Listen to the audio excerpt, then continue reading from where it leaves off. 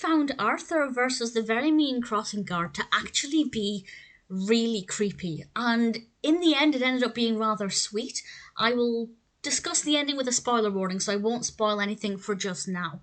But the episode focuses on this new crossing guard, and Arthur in the Brain. I love episodes that focus on the brain. Arthur in the Brain approached the crossing guard, and he says, if you want to cross, you have to pay £10.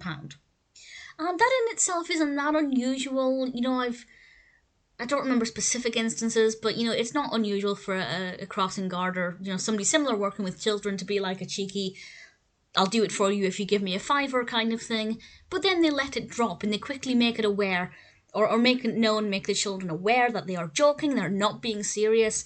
But this crossing guard really held on to this, to the point where Arthur in the Brain became really scared and really worried, and they started to overthink things, and there are some kind of flash forward scenes of what it would be like if they couldn't cross, which was creative and interesting.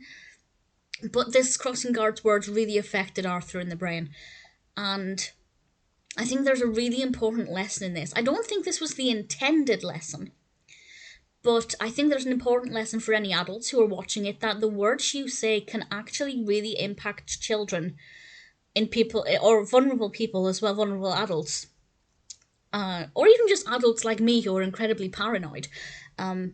It can impact them in ways that you maybe didn't intend. What is a joke to somebody can actually really negatively affect somebody and make them really worried and concerned. And sometimes jokes go too far.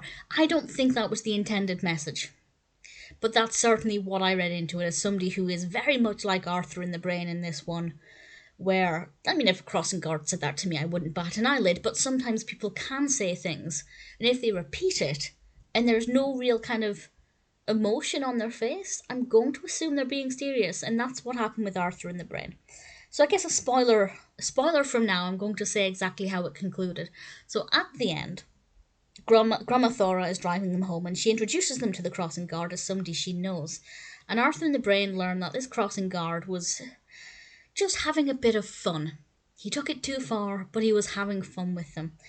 And they then decide to join in. And there's this really sweet moment where they begin to create this fantasy scenario at the very end when they're crossing the road, and they're all having a good time and engaging with each other, and the crossing guard actually has a really great manner of speaking to the children.